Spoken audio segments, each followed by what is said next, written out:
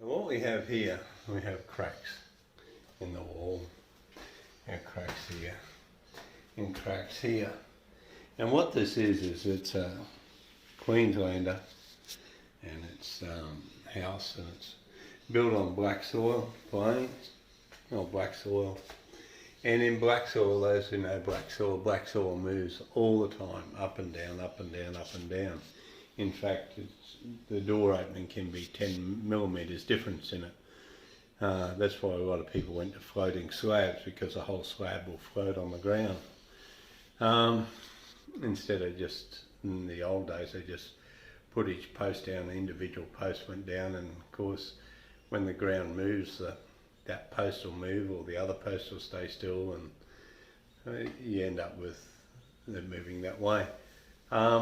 So that's why you're better in black soil plains to have a slab down and then pull your posts off a slab, because if it's going to move, the whole slab will move, and just put it up properly.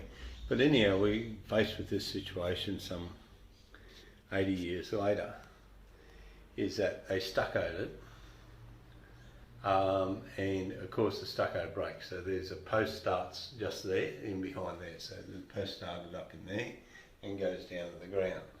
Of course you can see it's had a couple of repairs already down here. They repaired that and repaired it and repaired it. Here it's just the difference between the two posts that you'll get movement. And here just done the same. So to fix this, I scrape all the crap out of the hole, out of the crack. You can open it wide up and you can start all over again, but if you get all the crap out, so if you get all the loose stuff out, and what you want to do, you can see the post is just here, that's the post. So what you do then is, what I went and got one of these. Now this sprays stucco on, right? So it sprays it on, and when I push it, it'll spray it out of there, and I can spray it inside the crack.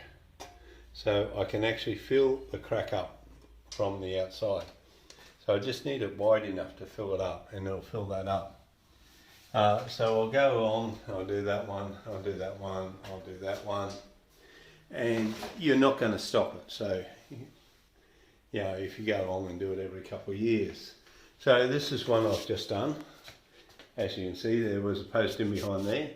So I've just done that one, and it's just drying off at the moment. So about 6 hours to be dry. So once that's painted, you won't see that at all where it's in, because it'll match in with that. So if you have a look at that, it's the way they've done it, that'll be the same.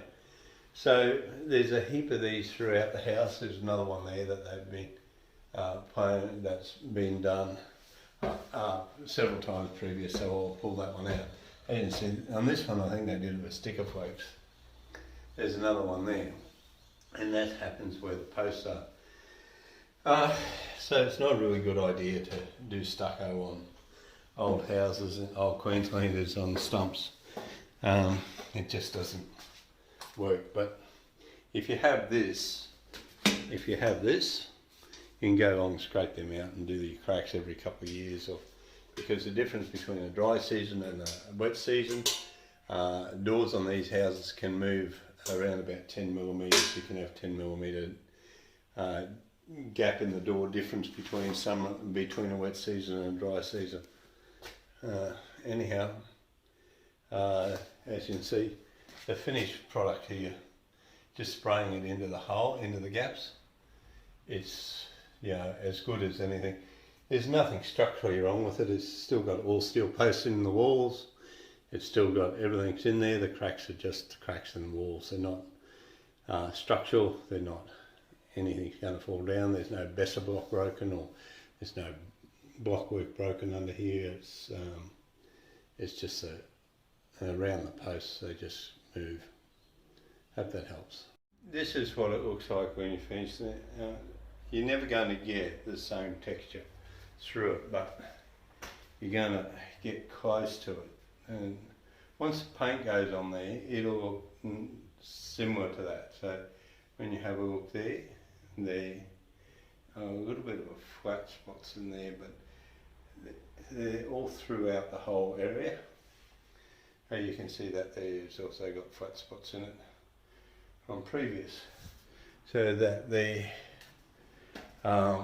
this here, so it done that one all the way up to there. So that's one there. Done that one in the corner. So and did that one there. So that's what it ends up looking like. But I just try to follow it in and blend it into where it needs to be, and that's what it looks like.